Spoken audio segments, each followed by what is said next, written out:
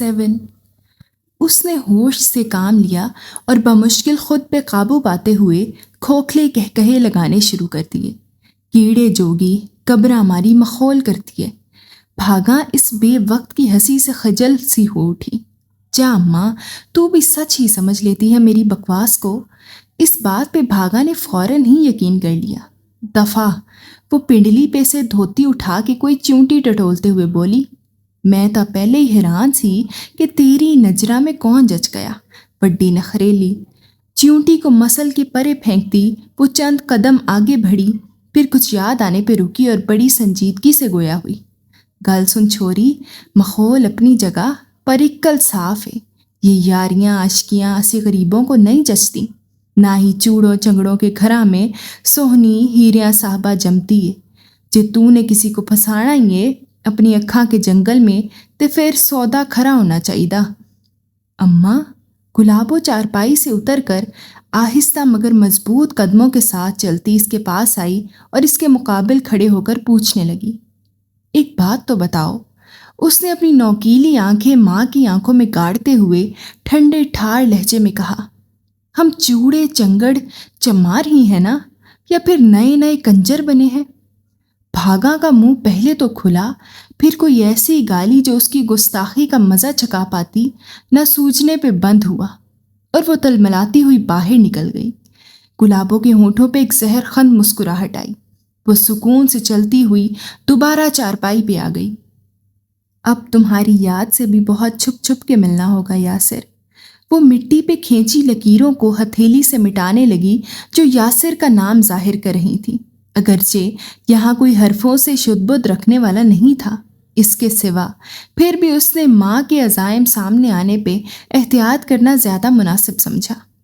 نیندیں شب بھر پاس نہ آئی، دھڑکن دھڑکن بوجھ نرالا، کر بیٹھے ہیں پیار و ڈھولا، تم بن درد ہزار بڈھولا۔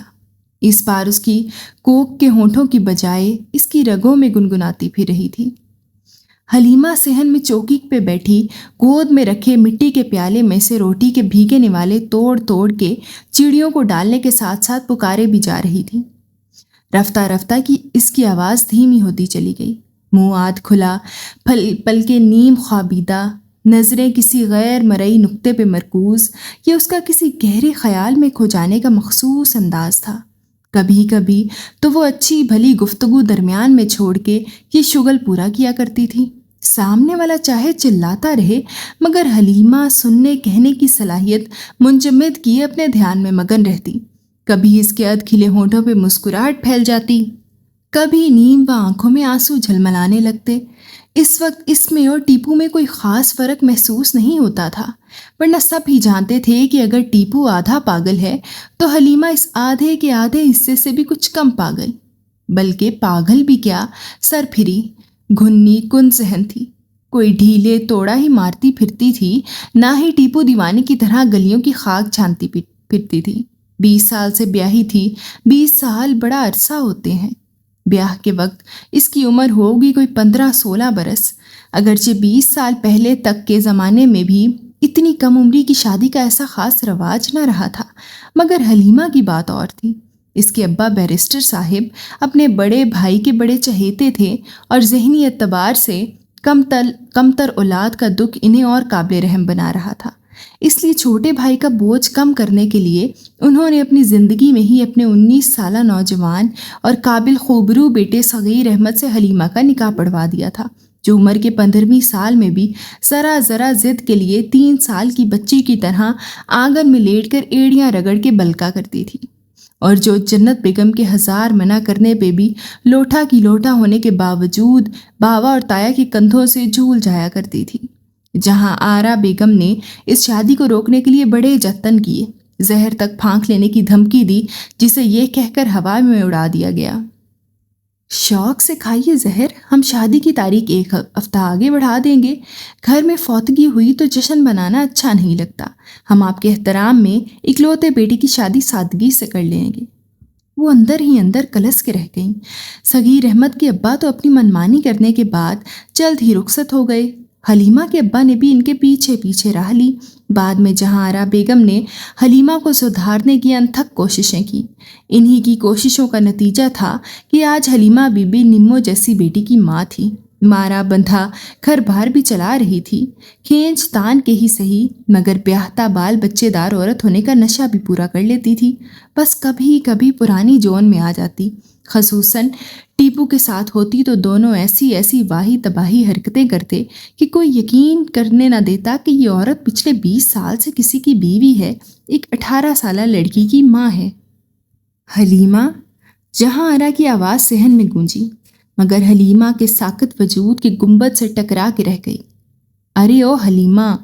اس کی جان جل کے رہ گئی۔ وہ اپنے اسی مخصوص انداز میں منہ کھولے بیٹھی تھی جس سے انہیں چڑ تھی۔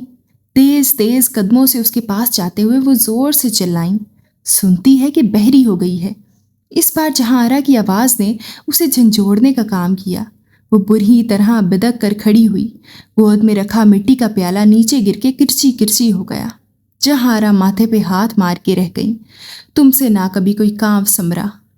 حلیمہ اس تعریفی سند پہ ہونت پن سے مسکرانے لگی، وہی مسکراہٹ جس سے انہیں چڑ تھی۔ کانوں میں تیل ڈالے بیٹھی تھی کیا؟ کانوں میں؟ حلیمہ نے پریشانی سے پہلے کانوں میں انگلی کا خلال کیا، پھر سر پہ ہاتھ پھیر کے طمانیت سے مسکرا دی۔ نہیں تو سر میں ڈالا تھا آملے کا۔ ہائے برے نصیب میرے، پتھر سے ماتھا پھوڑنا لکھا ہے میری قسمت میں۔ میں پوچھتی ہوں کب سے آوازیں دیے جا رہی ہوں، سنائی نہیں دیتا کچھ؟ نہیں اماں، سب سنائی دیتا ہے، یہ چوں چوں چڑیوں کی چہچہاہٹ۔ ہاں، چڑیوں کی چوں چوں، مکھیوں کی بھن بھن، کووں کی کائیں کائیں، سب سنائی دیتا ہے، بس ایک دکھیا ساس کی فریاد نہیں سنائی دیتی۔ اری ہڑبونگی دودھ ابل ابل کے کھویا بن گیا ہے، یہاں بیٹھی کس چغل میں گم تھی؟ ماں، رات کو پوری 1.5 روٹی بچ گئی تھی نا، میں نے مٹی کے پیالے میں بھگو دی تھی، وہی ڈال رہی تھی چڑیوں کو، اب وہ کھا کے دعائیں دیں گی۔ ہاں، بس چرند پرند کی دعائیں سمیٹتی رہنا، بھلے سارا گھر بد دعائیں اور کوسنے دے رہا ہو منہ بھر بھر کے۔ جاؤ جا کے باورچی خانے کی خبر لو۔ حلیمہ منہ لٹکائے پلٹ گئی۔ جہاں آرا نے زمین پہ ٹوٹے پیالے کی کرچیاں اور روٹی کے ٹکڑے دیکھے اور سرد آہ بھر کے کہا، کوئی کل سیدھی نہیں ہے اس غبی عورت کی۔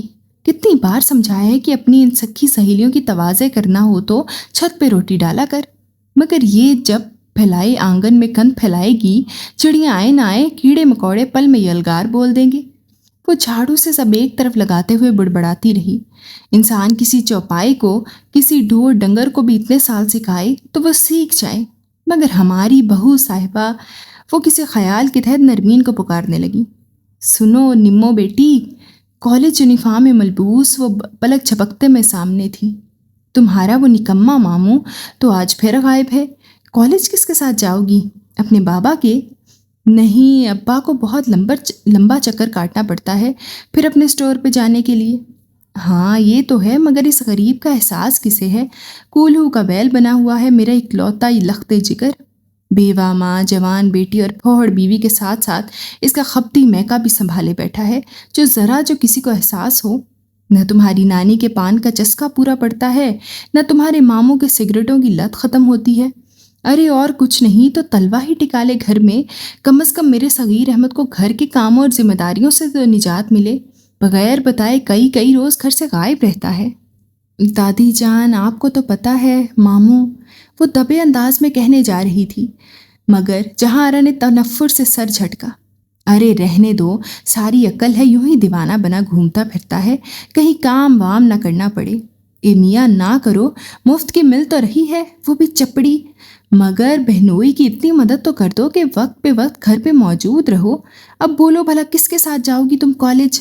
اکیلی تو میں تمہیں جانے نہیں دوں گی، چھنو آتی ہوگی، اس کے ساتھ تو ہرگز نہیں، 1 نمبر کی حرافہ ہے گھنی۔ چھٹی نہیں کر سکتی دادی جان، ٹیسٹ ہے میرا۔ مجھے یہ لونڈیا ایک آنکھ نہیں بھاتی، تم نے ابھی پاؤں جمانا نہیں سیکھا تھا اور یہ محلے بھر میں کتکڑے لگاتی پھرتی تھی، چھتیں پھلانگتی پکڑی جاتی تھی۔ بھلا کوئی جوڑ ہے تمہاری اس کی دوستی کا؟ 8-10 سال بڑی ہے تم سے، نگوڑی پتہ نہیں کالج میں کیا کر رہی ہے اب تک۔ اچھی دادی جان، نمو نے منت کی، بس آج مجبوری ہے نا۔ اچھا ٹھیک ہے، مگر راستے میں اس کے ساتھ ہنسی ٹھٹول مت کرتی جانا، وہ تو ہے ہی بدذات چھچوری، سر جھکا کے جانا سر جھکا کے آنا۔ جی، اس نے سعادت سے سر ہلایا۔ وہ اس ہدایت پہ عمل کرنے کا جتنا بھی پکا ارادہ کرتی، چھنوں کے ہوتے اس ارادے کا قائم رہنا ذرا مشکوک تھا۔ وہ بے چینی سے دادی کو جھاڑو کے پیالے کی کرچیاں قیاری کے ساتھ لگاتے دیکھتی رہی۔ رہنے دینا دادی جان، شکورن آنکھیں کر لے گی۔ وہ کب آتی ہے؟ 12 بجے سے پہلے نگوڑی کے پچھلے سکھ تھے، شاید ایک ہی شبھ مہورت رکھا ہے اس نے کام کے آغاز کا۔ نمو کھڑی انگلیاں مسلتی رہی۔ اللہ اللہ کر کے جہاں فارغ ہوئی تو اندر سدھاری تو اس نے سکون کا سانس لیا۔ شکر ہے ان کے سامنے چھنو نہیں آئی۔ اس نے ابھی یہ سوچا ہی تھا کہ ساتھ ہی آنگن کے اس کونے والے لوہے کے دروازے پہ لگا کنڈا کھڑکا۔ اس نے لپک کر دروازہ کھولا اور حسب عادت چھنو کہکہا لگاتے ہوئے اندر آئی۔ اتنی دیر؟ پہلے 2 پیریڈ تو فری ہے نا، فکر کاہے کی؟ تمہارے ہوں گے، میرے تو نہیں۔ نمو نے تنقیدی نظر اس پہ ڈالی۔ وہی سفید یونیفارم، مگر قمیض پسلی اور کمر سے چپکی پڑی تھی۔ آدھی آستینوں سے سامنے بازو سڈول پن ظاہر کر رہے تھے۔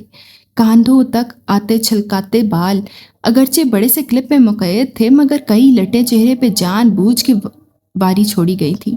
میرون لپ لائنر کے اندر چمکتی نیچرل کلر کی لپسٹک، یہ اس کا ہونٹوں کو سجانے کا خاص انداز تھا جس سے جنت بیگم کو خاص چڑھ تھی۔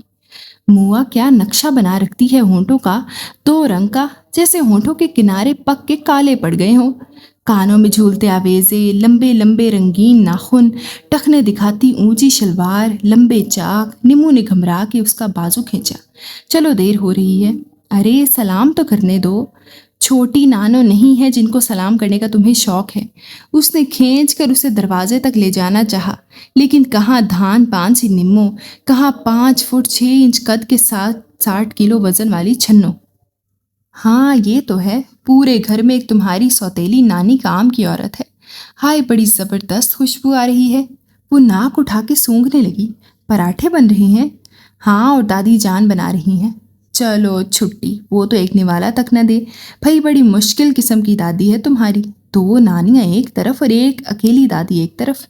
چلو بھی، تم نے پھر لپسٹک لگائی ہے، دادی جان نے دیکھ لی تو شامت میری آ جائے گی۔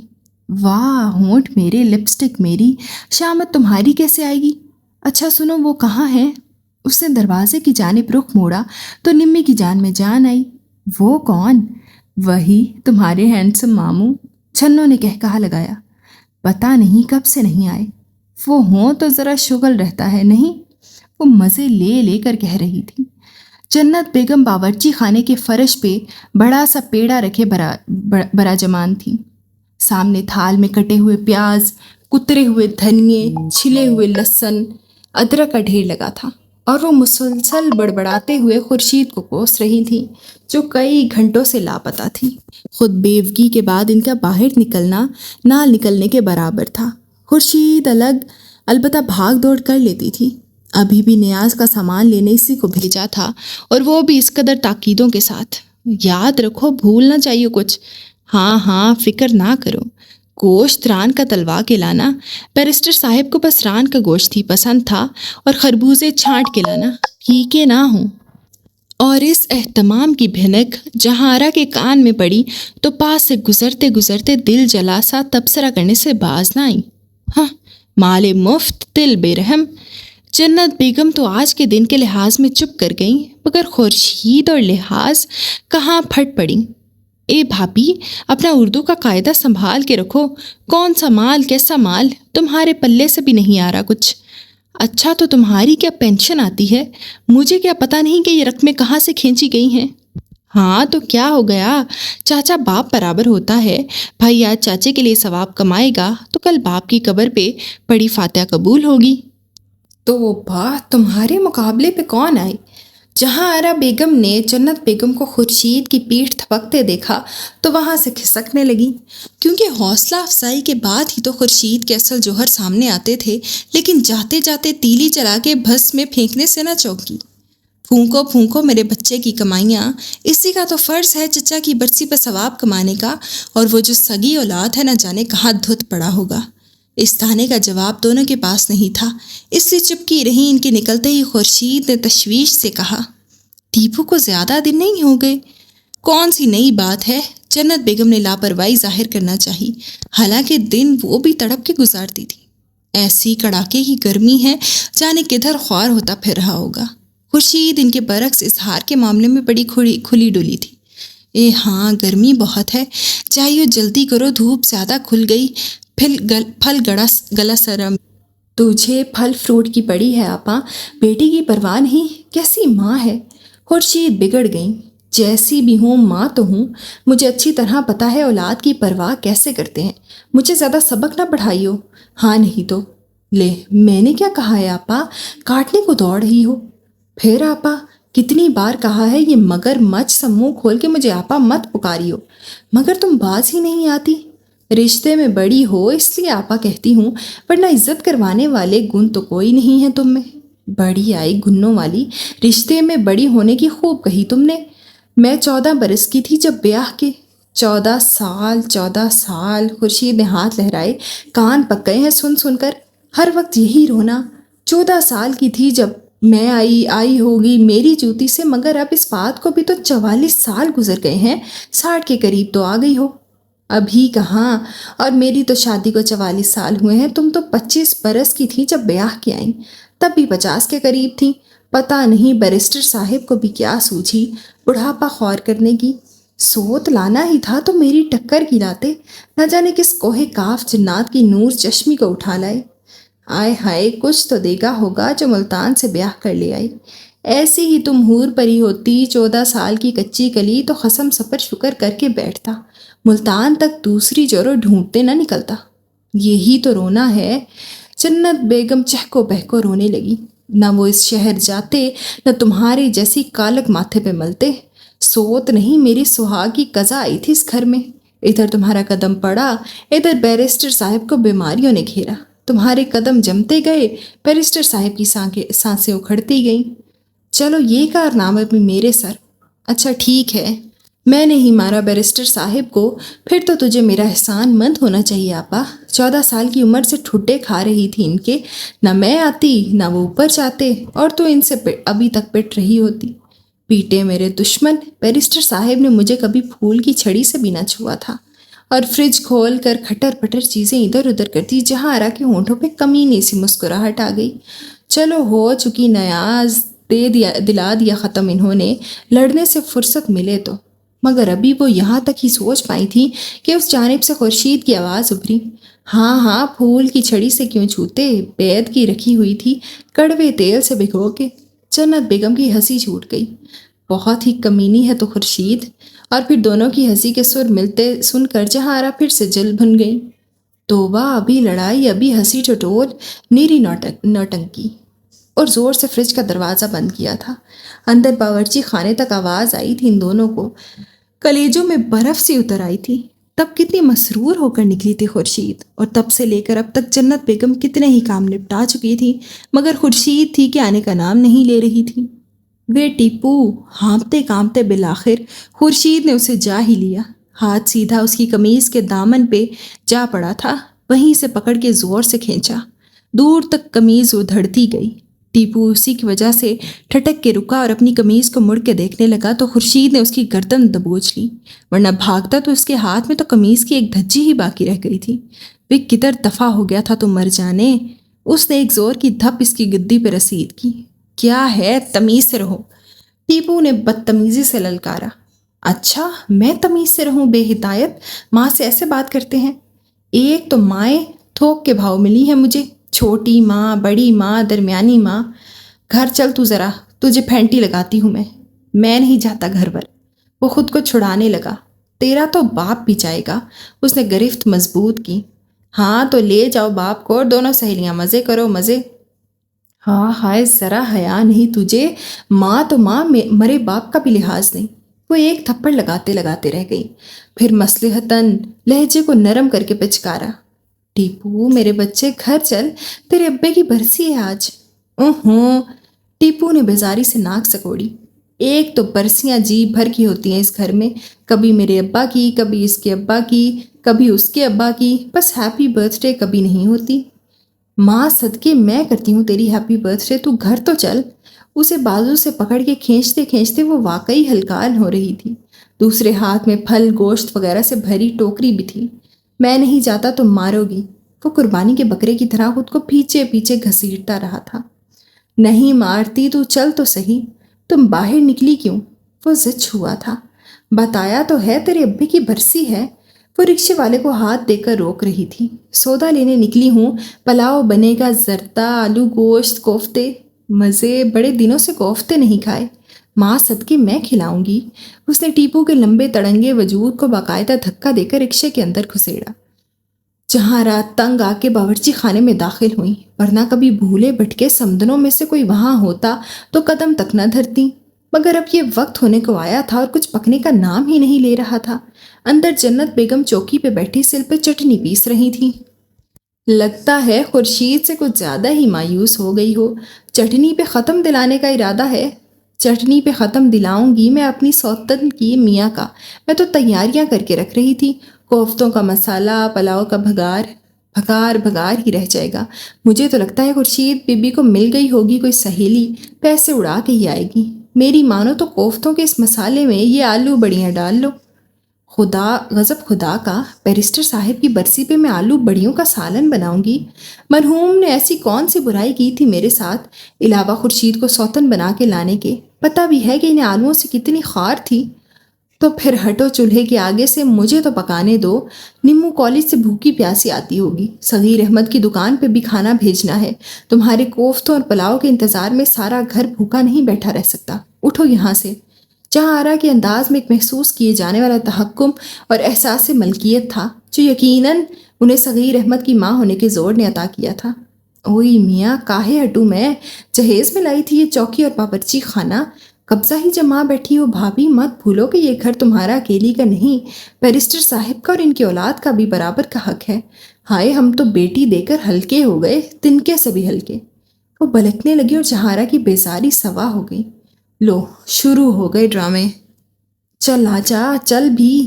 خورشید کی لٹھ مار آواز نے دونوں کو چونکایا۔ لو آ گئی، ساتھ پتہ نہیں کسے اٹھا لائی ہے۔ جہاں آرا کے بڑبڑانے نے یہ جنت بیگم نے بھی ساری ناراضگی اس پہ اڈیلنا چاہی جو باورچی خانے کے دروازے سے اندر داخل ہو رہی تھی۔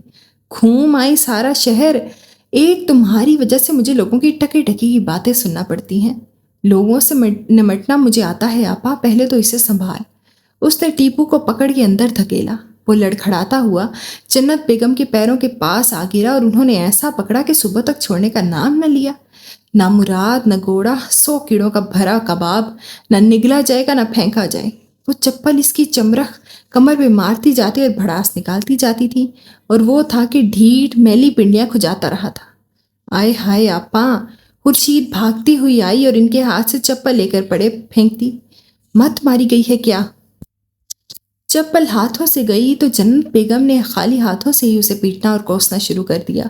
مت ہی تو مار کے رکھ دی ہے اس اولاد نے، کوئی سکھ نہیں، نہ بیٹی کا نہ بیٹے کا۔ کیسی ناشکری کی باتیں کر رہی ہو آپا، اس سے پوچھ جس کی اولاد نہیں۔ اب کہ خورشید نے ہاتھ پکڑ لیے سارے ہتھیار ضبط ہوتے دیکھ کر جنت بیگم ہار کے بیٹھ گئی۔ ہاں ہاں، اس سے پوچھو بیچاری سے۔ ٹیپو نے تمسخر بھرے انداز میں خورشید کی جانب اشارہ کیا۔ دیکھا کیسا بے فیض ہے یہ، کبھی 4 دن میرے ہاتھ رہے تو دیکھو کیسے تیر کی طرح سیدھا کرتی ہوں میں اسے۔ وہ پھر سے بے قابو ہو کر اسے 2 ہتھوڑوں سے نوازنے لگی۔ واہ مزے! ٹیپو منہ اونچا کر کے چرخارا بھرنے لگا۔ ابا کی برسی کا کھانا کھا رہا ہوں، پلاؤ، کوفتے، زردہ۔ دیکھا اس ڈھیٹ کو؟ اب کہ جنت بیگم نے پکی ہار مان لی اور سست قامت ایک جانب سے رکھ گئی۔ ذرا جو اثر ہو بغیرت کو۔ خورشید اس کی بات انسنی کرتے ہوئے اپنے دوپٹے کے پلو سے ٹیپو کا پسینہ خشک کرنے لگی۔ ذرا تو ہتھ ہولا رکھ کے مارا کر آپا، ویسے بھی مارتے وقت ویلا دیکھ لیا کر، ڈیگر کے بعد مارنا اچھا نہیں ہوتا، دونوں ویلے مل رہے ہوتے ہیں۔ سن لو اماں، مارنے کے وقت مقرر کر لو، وہ کیا کہتے ہیں ڈراموں میں، شبھ مہورت۔ ارے ہاں اماں، کم کا کیا بنا؟ اچار۔ جنت پھاڑ کھانے کو دوڑی۔ ہاں اچار، وہ بھی کمکم کا اچار، کیا مزے ہوں گے۔ ایسے چٹخارے لینے کا پتہ ہے اسے، ویسے باولا بنا پھرتا ہے۔ بس اماں، وہ غصے میں بپھر کے اٹھا۔ جب دیکھو رشیدے کا تندور سمجھ کے مجھے روٹیاں لگاتی رہتی ہے، اسی لیے نہیں آتا میں یہاں۔ بتاتا کیوں نہیں کہاں دفان رہتا ہے؟ جہاں بھی ہوتا ہوں مزے کرتا ہوں۔ صدیقہ بتا رہی تھی تو مرید کے پاس کسی پنڈ گیا ہوا تھا۔ خورشید کی CID بڑی تیز تھی۔ اس کے بیٹے نے تجھے دیکھا تھا کسی میلے شیلے میں۔ ہاں گیا تھا میلہ دیکھنے۔ جانے کیا شوق ہے اسے میلے ٹھیلے دیکھنے کا۔ بچپن سے لت پڑ گئی تھی میلوں والوں کے ساتھ گاؤں گاؤں پھرنے کی، قصبہ قصبہ گھومنے کی۔ میں کہے دیتی ہوں تو خود کسی میلے نوٹنکی میں کام کیوں نہیں کر لیتا؟ 4 پیسے ہی ہاتھ آئیں گے۔ بس خورشید زیادہ شہ نہ دیجو اسے، اور میں کہہ رہا ہوں مجھے دوبارہ نہ مارنا، اب کے گیا تو لوٹ کے نہ آؤں گا۔ ہاں وہاں میاں بیٹھی ہے نا تیری، تمہیں کیا پتا اماں کون کون بیٹھا ہے تمہارے بیٹے کی راہوں میں پلکیں بچھائے۔ وہ مسکرایا۔ لو باتیں سنو ذرا اس مسٹنڈے کی، کوئی مانے گا یہ باولا ہے؟ بتاؤ کون ہے؟ خورشید کے اندر اشتیاق جاگا۔ بڑی بڑی حوریں فدا ہے میرے پہ۔ وہ بانچھوں سے بہتی رال کلائی سے رگڑ کے صاف کرتے ہوئے شیخ ہی مار رہا تھا۔ ابے میں تو کہوں دیکھوں کون سی دیدہ ہوائی حوریں ہیں جو گھاس چر گئی ہیں۔ جنت بیگم کلس کے رہ گئیں۔ اوکھاں کے پان بنارس والا، کھل جائے بند عقل کا تالا، پھر تو ایسے کرے کمال، سیدھی کر دے سب کی چال۔ وہ بے سری بے ہنگم آواز میں گنگناتا، اضطرابی کیفیت میں ٹانگیں ہلاتا چت پڑا تھا۔ اوپر ستاروں بھرا آسمان اس کے چونچال پن کو بڑھا رہا تھا۔ پھر اس کی نظر برآمدے سے نیچے آنگن میں اتری حلیمہ پہ پڑی، جس کے ہاتھ میں ایک پلیٹ تھی۔ وہ سیدھا ہو بیٹھا۔ آپا مزے۔ وہ گردن اونچی کر کے پلیٹ میں جھانکا۔ ملائی والا زردہ، خالی زردے کا ذرا مزہ نہیں آتا۔ مجھے پتا ہے تجھے پسند ہے، اس لیے اماں سے چھپ کر نکال لیا تھا۔ کیسا؟ حلیمہ نے داد لینے کے انداز میں ہتھیلی آگے کی، جس پر ٹیپو نے پرجوش انداز میں ہاتھ مارا، پھر تکیے کے نیچے سے کچھ نکالا۔ میں بھی لایا ہوں تمہارے لیے کچھ۔ ہائے میٹھی گولیاں، کھٹی اصلی۔ وہ خوشی سے کھل اٹھی۔ ایمان سے اپا تمہارے لیے آتا ہوں اس منحوس گھر میں، ورنہ ایک ایک سے خوار ہے مجھے، بس تم سے جمتی ہے۔ میرا دل بھی تیرے سوا اور کس سے لگتا ہے بھلا؟ وہ املی چوستے ہوئے دل میں دبا کے رکھی باتیں کھولنے لگی۔ یہاں کوئی میری بات سمجھتا ہی نہیں۔ دفع کرو سب کو، الو ہیں سارے کے سارے کم مکل، اور دھبڑ دھبڑ ہاتھوں سے کھانے لگا۔ حلیمہ چند سیکنڈ اسے پیار سے دیکھتی رہی، پھر پوچھنے لگی، تو چاہتا کیوں ہے؟ نہ جایا کر اتنے روز کے لیے۔ کیوں نہ جاؤں؟ یہاں رکھا کیا ہے؟ اس نے کھا کر پلیٹ نیچے پھینکی۔ آرام سے۔ وہ ڈر گئی، اماں جاگ جائیں گی۔ اچھا سن، اس بار کہاں گئے تھے؟ ہے ایک جگہ بڑی دور۔ نہیں اتنی دور بھی نہیں، بس یہ جاؤ تو 2 گھنٹے لگتے ہیں۔ وہاں گیا تھا میلے میں۔ مزہ آیا ہوگا وہاں تو۔ جوکر تھا؟ وہ بھی کوئی دیکھنے کی چیز ہے آپا، وہاں اور بڑا کچھ تھا، ناچ گانا۔ ناچ گانا فلموں والا؟ اور کیا، ڈرامے والی عورتیں ساری کی ساری بالکل سٹار پلس کے ڈراموں جیسی۔ اچھا؟ حلیمہ کا اشتیاق بڑھا۔ ہاں ویسی کی ویسی، لمبی پتلی، ویسی ہی کالی، اونچے اونچے جوڑے بنائے۔ حلیمہ خوش ہو کر ہنسنے لگی، پھر باقی کی گولیاں دوپٹے کے پلو سے باندھ لیں۔ یہ میں نمو کے لیے رکھ لیتی ہوں، اسے بھی پسند ہے۔ ہے کہاں نمو؟ نظر نہیں آئی؟ ناراض ہے تجھ سے؟ وہ بھی تو نہیں ہوتا تو اسے کالج آنے جانے میں مشکل ہوتی ہے۔ اس کے ابا فارغ نہیں ہوتے، اماں کے لے جانے نہیں دیتی۔ تو نہ جائے، کیا رکھا ہے کالج میں خراٹ استانیوں کے علاوہ؟ خیر منا لوں گا، میں چوڑیاں لایا ہوں اس کے لیے۔ سچی؟ مگر تجھے کیا پتا لڑکیوں کی پسند کا؟ نہ جانے کیسی چوڑیاں اٹھا لایا ہوگا۔ میں نے کب خریدی؟ اسی نے پسند کی تھی۔ کس نے؟ حلیمہ مزید ہونک ہوئی۔ ہے ایک لڑکی۔ وہ شرمایا، ٹھوری سینے سے جا لگی۔ ڈرامے والی؟ ناچ گانا کرتی ہے؟ نہیں آپا، وہاں ملی تھی، وہیں رہتی ہے۔ ہائے بڑی پیاری تھی آپا۔ وہ لہک لہک کے اسے اپنے اور گلابوں کی ملاقات کی روادات سنانے لگا۔ حلیمہ ایسی مگن ہوئی کہ نہ صغیر احمد کے سکوٹر کا مریل سا ہارن سنائی دیا، نہ دروازہ کھلنے کی آہٹ پہ سر اٹھا کے دیکھا۔ صغیر احمد نے دیوار کے ساتھ سکوٹر لگاتے ہوئے ایک نظر سامنے دیکھا۔ دونوں چارپائی پہ آلتی پالتی مارے بیٹھے، ایک دوسرے کے ہاتھوں پہ ہاتھ مارتے کہہ لگا رہے تھے۔ پھر حلیمہ کی نظر اس پہ پڑی، اس کی ہنسی وہی تھم گئی۔ چند لمحے غائب دماغی کی کیفیت میں اسے تکتے رہنے کے بعد ہڑبڑا کے اٹھی۔ السلام علیکم جی۔ صغیر احمد منہ میں بڑبڑا کے جواب دیتے ہوئے پاس سے گزرنے لگا۔ حلیمہ نے ٹیپو کو کوہنی ماری، بادل ناخواستہ وہ بھی کہہ اٹھا، سلام علیکم بھائی میاں۔ صغیر احمد سست قدموں سے برآمدے کی جانب بڑھ گیا اور دونوں پھر سے خسر خسر کرنے لگے۔ اپنے کمرے کے دروازے پہ رک کر اس نے مڑ کے حلیمہ پہ گہری نظر ڈالی اور ایک بے بس سی سانس بھر کے اندر آ گیا۔ الماری کھولی، بے ترتیبی سے ٹھونسے گئے کپڑوں میں سے ایک قمیض شلوار نکالی جو سلوٹوں سے پر تھی، بنا کے اسے بیڈ پہ پھینکا۔ وال کلاک پہ ٹائم دیکھا، رات کے 11:15 ہو رہے تھے۔ وہ سائڈ ٹیبل سے جگ اٹھا کے گلاس میں پانی انڈیلنے لگا، مگر پہلا گھونٹ پڑنے سے پہلے ہی رک گیا۔ پانی کی سطح پہ ایک مچھر پھڑپڑا رہا تھا۔ وہ گلاس پٹک کے اٹھا۔ حلیمہ اور ٹیپو ابھی تک باتیں کر رہے تھے۔ ایمان سے کھا میرے سر کی قسم، ذلیل کمینہ، وہ اسے دھموکے جڑنے لگی۔ حلیمہ، صغیر احمد نے برآمدے کی پہلی سیڑھی پہ کھڑے ہو کر سرد لہجے میں پکارا۔ مڑ کے دیکھتے ہی سہم سی گئی۔ شب بخیر آپا۔ ٹیپو نے منہ تک چادر تان لی۔ وہ سٹپٹا کے دائیں پیر کی چپل میں بایاں پیر پھنسانے لگی۔ حلیمہ، تمہیں پتہ ہے وقت کیا ہو رہا ہے؟ پہلے تو اس نے بے ساختگی سے گردن ادھر ادھر گھمائی، پھر جیسے صغیر احمد کی سادگی پہ مسکرائی۔ یہاں تو گھڑی ہی نہیں لگی، کیسے پتہ چلتا کیا وقت ہے؟ 11:30۔ اچھا ہاں، بہت دیر ہو گئی۔ اب کہ وہ چپل اتار کے درست طریقے سے اپنے آگے رکھنے لگی۔ سونا چاہیے۔ چپل پہن کے وہ اس کے پاس آنے لگی۔ حلیمہ، میں نے اب تک رات کا کھانا نہیں کھایا۔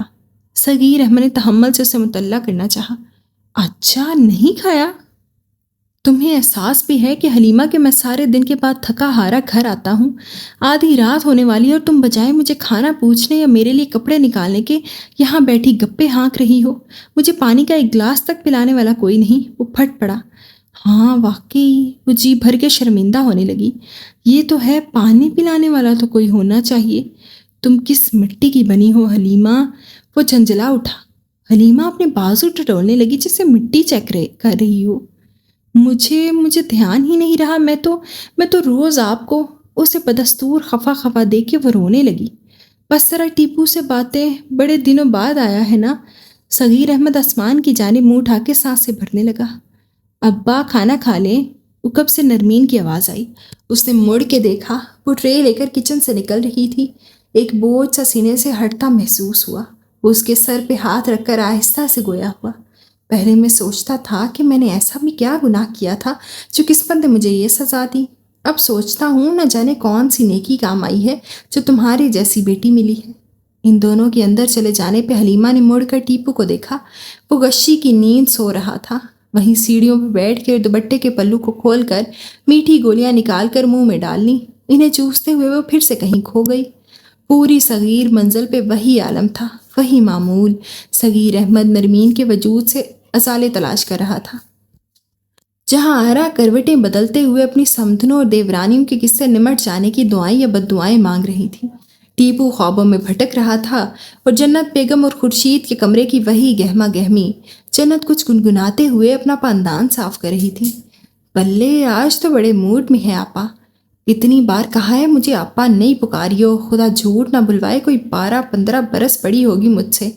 اس دعوے کو خورشید نے کہے میں اڑایا۔ دل ہونا چاہیے جوان عمرہ وچ کی رکھیا۔ وہ گنگنانے لگی۔ ہاں، جیسے خود بے ڈھنگی ویسے ہی اباشوں والے گیت۔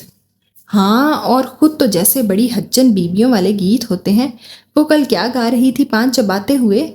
ہاں، منہ درزن نے بٹن کہاں ٹانکا، میرے منہ مت لگیو، پاندان مانج رہی ہو، لاؤ میں لیمو رگڑ کے چمکاتی ہوں۔ خورشید نے آگے بڑھ کے پاندان لینا چاہا، مگر جنت بیگم نے فوراً اس کا ہاتھ جھٹکا۔ ہاتھ مت لگائیو۔ ہاں، ابھی اسی ہاتھی انگلیوں سے ناک میں خلال کر رہی تھی، وہی غلیظ انگلیاں میرے پاندان سے چھو دیں۔ وڈی آئی صاف ستھری، دل تو تیرا کالا ہے، میل سے بھرا، پہلے اسے مانج۔ چل ہٹ جاتی ہوں، مجھے کون سا شوق ہے بارود کے ڈھیر پہ بیٹھنے کا۔ میں ریموٹ ڈھونڈ رہی تھی، تم ہی ہمیشہ گھٹنے کے نیچے دبا کے بیٹھتی ہو۔ اے ہٹو، ٹی وی لگاؤ، اتنی رات کو کوئی سنے گا تو کیا کہے گا، سرتاج کی برسی ہے۔ اور ہائے اپا رہن دے، چھاٹا کھول کے سیاپا ڈالنے بیٹھ جاؤں۔ نہ جی، ہم سے نہیں ہوتے یہ ڈرامے، اور وہ بھی اتنے سالوں کے بعد۔ رو لیا جتنا رونا تھا۔ کیا ہے؟ اس نے کمر پہ ہاتھ رکھ کے نخوت سے پوچھا، اور شوکا جس نے معروفہ سمیت اپنی موجودہ دونوں بیویوں میں سے کسی ایک کے ماتھے پہ ہلکی سی شکن بھی کبھی برداشت نہیں کی تھی، کجا یہ تیور، مگر ابھی وہ اس کی چڑھی تیوریاں دیکھتے کہ مسروف ہو رہا تھا۔ اپنے گھر آنے کے لیے کوئی گل ہونی ضروری تو نہیں؟ وہ مونچھوں کو بل دیتا خواہ خواہ مسکرا رہا تھا۔ تمہارا گھر کہاں سے ہو گیا یہ؟ سوہرے کا گھر اپنا ہی ہوتا ہے۔ دیکھ شوکے، مجھے نہ زیادہ بک بک کرنے کی عادت ہے نہ زیادہ بکواس سننے کی ہمت۔ میرے سامنے ایسی باتیں کر کے مجھے معروفہ کی یاد نہ دلایا کر۔ معروفہ کی یاد تو مجھے بھی آتی ہے جب تجھے دیکھتا ہوں۔ مجھے معروفہ جیسی سمجھنے کی غلطی نہ کرنا۔ میں لحاظ نہیں کرتی کسی بندے کا۔ تیری اگلی پچھلی ساری نسلیں ہاتھ جوڑ کے معافی مانگتی پھریں گی میرے سامنے۔ وہ پھنکاری۔ اشکے لگی ہے نا مٹیارن؟ کھل کے ہنسا۔ چھوٹا کہاں ہے؟ اسکول۔ وہ رکھائی سے جواب دے کر اندر مڑنے لگی۔ یہ اس بات کا اشارہ تھا کہ اب وہ جا سکتا ہے۔ وہ مزید کسی سوال کا جواب دینے کے موڈ میں نہیں، لیکن وہ پیچھے پیچھے ہی چلا آیا۔ اچھا، اسکولے تم نے ڈالا ہوگا؟ کوئی اعتراض؟ نہ جی، میں کون اعتراض کرنے والا۔ چھوٹے پہ، تاجی پہ، تینوں کے تینوں منڈوں پہ سب سے زیادہ حق تیرا۔ ماسی جو ہوئی تو، کہتے ہیں نا ماں مرے ماسی جیے۔ اس کی بات کے چھپے مفہوم کو جاننے کی بجائے وہ اس کے اندر تک چلے آنے پر جھنجھلا رہی تھی۔ کیا ہے اندر کیوں گھسے آ رہے ہو؟ بتایا ہے نا کوئی نہیں ہے گھر پہ یہاں سے؟ مجھ سے پوچھ یہاں کیا ہے؟ وہ بڑبڑایا۔ ماں دبی ہوئی ہے تیری، وہ بدلحاظی سے بولی تو شوکا خجل ہو کے کہا لگانے لگا۔ سب کچھ ہے یہاں، وہ سب کچھ جو میں سوچتا تھا۔ عزت، مقام، آگے بڑھنے کے مواقع، محنت کی قدر، اچھا معاوضہ، بس ایک چیز کی کمی ہے۔ اس سطر کے بعد گلابوں کا دل زور سے سکڑا۔ بس نہ چلا کہ اڑ کے جائے اور وہ کمی پوری کر کر آئے۔ صرف تم نہیں ہو۔ اگلے سطر پڑھتے ہی وہ طمانیت سے مسکرا دی اور یاسر کا خط دونوں مٹھیوں میں بھینچ کر دل سے لگا لیا۔ رزلٹ آنے پہ پاس ہونے کی خوشی میں قدسی آپا نے اسے زبردستی 4 چھٹیاں دے کر گھر بھیجا تھا۔ حالانکہ اس نے لاکھ نہ جانے کے بہانے تراشے، کھل کے تو بتا نہیں سکتی تھی کہ وہاں جا کر خوشی بانٹی نہیں جاتی، الٹا رنگ میں بھنگ ڈالے گا۔ اور جیسے جیسے 4 تکلیف دے دن گزار کے وہ واپس آئی تو رانی نے اسے چپکے سے خط پکڑا دیا۔ کسی کو پتہ تو نہیں چلا؟ وہ اپنی دھڑکنیں اعتدال پہ لاتے ہوئے پوچھنے لگی۔ کسی کو بھی نہیں، مگر ہے کس کا؟ اسی کریانے والے کا۔ اپنا کہنا اسے کریانے والا۔ میرا یاسر اب سچ مچ شہزادہ بننے والا ہے۔ وہ خط لے کر کمرے میں گھس گئی۔ 12 سطروں کا خط ابھی نظر ڈالی اور ابھی ختم۔ اس کی تشنگی دور نہ ہو پائی تھی۔ وہ بار بار انہی 12 سطروں کا وظیفہ پڑھنے لگی۔ ابھی تو قدم بھی نہیں جمائے ڈھنگ سے، اس لیے تمہارے سوال کا کیا جواب دوں کہ کب واپس آؤں گا؟ ہاں، یہ تسلی دے سکتا ہوں کہ آؤں گا ضرور، انشاءاللہ، صرف اور صرف تمہارے لیے۔ تم بھی میرا انتظار کرنا، مایوس مت ہونا، ہمت کبھی مت ہارنا۔ صغیر احمد بیڈ پہ بیٹھا سامنے رکھے رجسٹر پہ کچھ لکھ رہا تھا۔ جب حلیمہ ناشتے کی ٹرے اٹھائے اندر آئی، اس نے نظر اٹھا کے دیکھا اور دوبارہ انہماک سے کام شروع کر دیا۔ حلیمہ نے کسی معمول کی طرح ٹرے اس کے سامنے رکھے رجسٹر پہ رکھنا چاہی۔ یہ کیا کر رہی ہو؟ اس نے سٹ پٹا کے ٹرے پکڑی۔ اتنے ضروری کاغذات ہیں، ابھی خراب ہو جاتے۔ اور رجسٹر میں سے چند دستاویزات نما کاغذات اٹھا کے تہہ کرتا کھڑا ہو گیا۔ ناشتہ نہیں کریں گے؟ کرتا ہوں، پہلے یہ سنبھال لوں، کل بینک لے کر جانے ہیں۔ لائیں میں رکھ دیتی ہوں۔ وہ مستعدی سے آگے بڑھی۔ صغیر احمد نے قدرے اطمینان سے اسے دیکھا، جو جون میں نظر آ رہی تھی، اور بیڈ پہ ہی آلتی پالتی مار کے ناشتہ کرنے لگا۔ پیپر سنبھال کے رکھنے کے بعد وہ سامنے بیٹھ گئی اور چائے کے کپ میں چینی گھولنے لگی۔ ایک کے بعد دوسرا، دوسرے کے بعد تیسرا، حتیٰ کہ 5واں لقمہ توڑتے ہوئے صغیر احمد کی صبر کی حد ختم ہو گئی۔ کپ میں چلتے چمچے کی مسلسل آواز سے اس کے اعصاب پر کوف سوار ہو رہی تھی۔ اس نے لقمہ چباتے ہوئے حلیمہ کو دیکھا، وہ دیوار پہ نظریں جمائے غیب دماغی سے چمچہ ہلائے جا رہی تھی۔ بس کرو حلیمہ، بادل نخواستہ اسے مخاطب کرنا پڑا۔ وہ ہڑبڑا کے چونکی۔ صغیر احمد کے چہرے کے بیزار تاثرات اسے خوف زدہ کر گئے۔ اس نے کپ کپاتے ہاتھوں سے کپ آگے کیا۔ چائے؟ کپ کپاتی انگلیاں اور ان انگلیوں میں دبا کپ کپاتا کپ۔ صغیر احمد نے نظر اونچی کی، پلکیں اور لب بھی مترش تھے۔ وہ نرم پڑ گیا۔ اس کے ہاتھ سے کپ لے کر ہاتھ اپنی گرفت میں نرمی سے دبا لیا۔ حلیمہ جی؟ اس کے حلق سے پھنسی پھنسی سی آواز نکلی۔ صغیر احمد کے ہاتھوں سے اس کا برف ٹھنڈا ہاتھ خود بخود پھسل گیا۔ وہ سر جھٹک کے چائے کا گھونٹ بھرنے لگا۔ چینی کتنی ڈالی ہے؟ اس نے منہ بنایا۔ 2 چمچے۔ حلیمہ، میں کب سے تمہیں بتا رہا ہوں کہ ڈاکٹر نے مجھے میٹھا کم کرنے کا مشورہ دیا ہے، اس لیے اب مجھے صرف 1 چمچہ چینی دیا کرو، اور تم روز 2 چمچے ڈال دیتی ہو۔ وہ اٹک کے وضاحت دینے لگی۔ بس اتنے سالوں سے 2 ڈال رہی ہوں نا، چمچے تو عادت یاد ہی نہیں رہتا۔ صغیر احمد بے بسی سے مسکرا دیا۔ میں 2 چمچے چینی لیتا ہوں، یہ بات یاد کرنے کے لیے تمہیں 7-8 سال لگ گئے، اب میں 1 چمچہ لوں گا، یہ بات تمہیں 1 ہفتے میں کیسے یاد ہو سکتی ہے؟